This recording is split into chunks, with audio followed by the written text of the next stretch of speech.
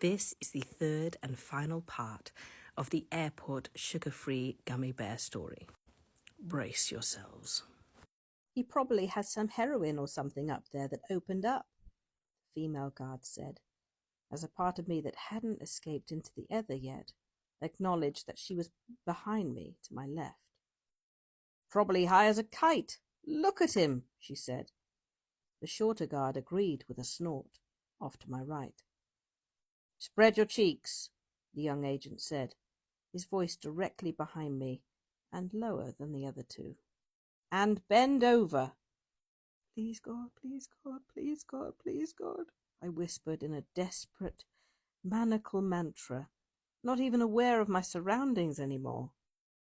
I felt like I was lost in an opium fog, with half-snatched images and sounds filtering through to create a nonsensical version of reality. Another volley of pain tore through me, and I involuntarily leaned forward over the desk, my focus completely narrowed now to a spot on the wall 2 feet in front of me. A curious imperfection in what seemed to be a whitewashed stone wall.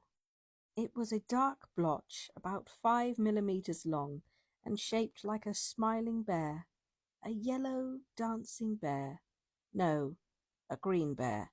No, red. It was all the colours of the rainbow. My God, it was beautiful. It took just something as simple as a slight breeze to trigger Armageddon. That's all. No trumpets, no fanfare, no fire raining from the heavens, no dogs and cats living together in harmony, no finger on the button, no prophet to predict it, no nothing. As I stared at the rainbow bear smiling and dancing in front of me, my mouth agape, drooling, eyes glazed and bloodshot, face coated with a sheen of sweat, I heard the softest sound, an exhalation from the young agent behind me, and then at the same time the warm air of his breath feather across my butt cheeks. For just a moment, maybe less, maybe a split second, even a nanosecond, I felt the presence of God there with me in that room, as neurons began to misfire at a blinding rate, nerve endings bristled, and muscles twitched reflexively. I stood on the brink with one foot hovering over the edge, and then, without taking a step, I found myself plummeting. With a sound like an extra-large plastic ketchup bottle being run over by a Mack truck, my sphincter released. The pressure of the blast pushed me hard into the desk, and the legs of the desk screeched as they scraped across the floor. My body remained rigid for a moment, and I experienced a relief that only can be described as orgasmic in its purity. My eyes rolled back into my head, and my tongue lolled out of my head like a dog, and I emitted a low, sustained groan that grew in pitch as the filthy torrent pushed its way out of my body. Tremors racked my body, and I must have looked like a fish out of water, with an endless stream of shit firing out of its arse. Other sounds and sensations started to filter in now, as my consciousness began to materialize once more. The muffled scream of a dungeon filled with its prisoners near death radiated from my stomach. The rushing sounds of liters of liquid trying to escape through something too small to accommodate it all at the same time. The omnipresent sound of chunky liquid splattering against a hard surface with great force. The high-pitched screaming of a woman's voice calling out to God.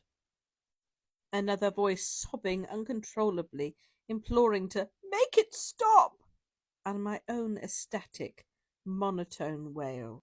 When my ordeal had eventually run its course, I was left panting for breath and wobbly-legged, half crying, half laughing with relief, barely lucid, and feeling as if I had birthed an elephant. My colon felt like someone had poured chili sauce all over it, and then sent in a colony of fire ants to eat it.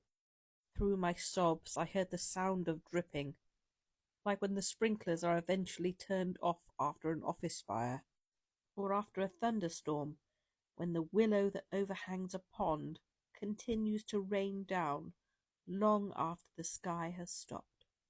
From behind me, the sobbing continued, and I heard someone trying to speak into a walkie-talkie, but silly words that were all that the man could speak.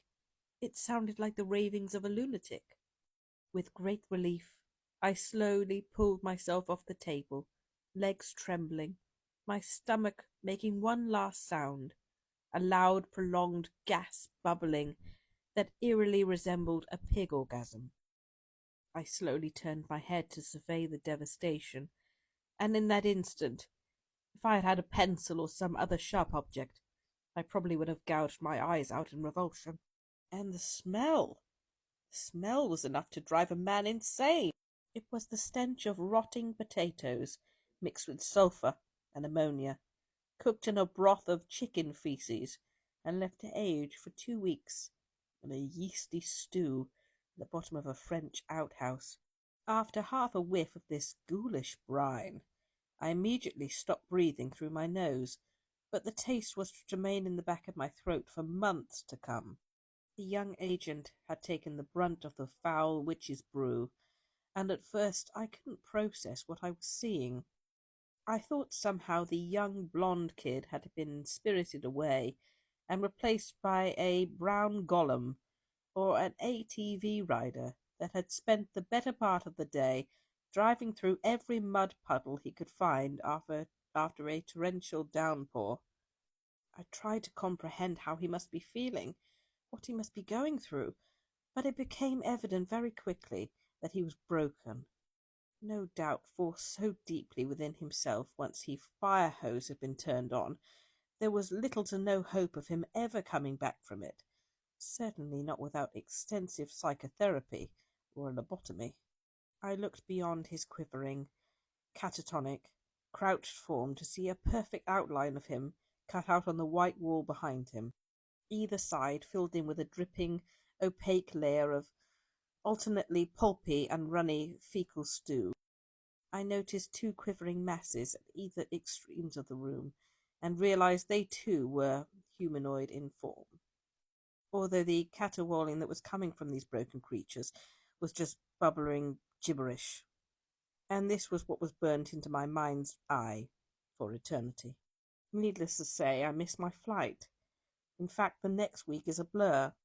I spent a week or so in the hospital, enclosed in a well-ventilated, sealed room, with a suited doctor coming in on the hour to monitor my vital signs as they tried to rehydrate my body.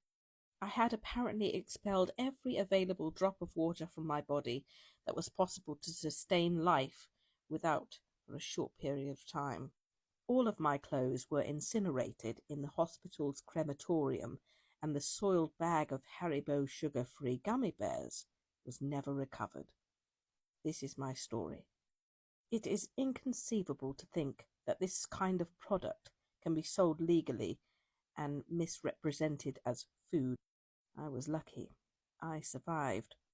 But as for the families of the survivors, and the survivors themselves, they will forever live with the trauma of the events that took place at Pearson International Airport on that snowy day in April 2013.